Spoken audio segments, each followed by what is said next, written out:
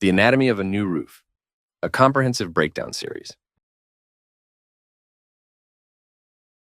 Starter strips are the first row of shingles installed on a roof. They are specifically designed to provide a secure base for the first course of shingles. They are placed along the eaves and rakes to provide a straight edge for the first row of shingles and create a solid foundation, ensuring they are properly aligned and securely attached to the roof. This alignment helps maintain the integrity of the roofing system and ensures a uniform appearance.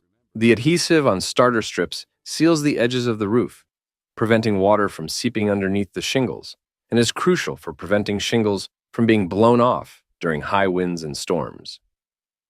Ready to upgrade your roof or have questions about roofing components? Reach out to TC Backer Construction today.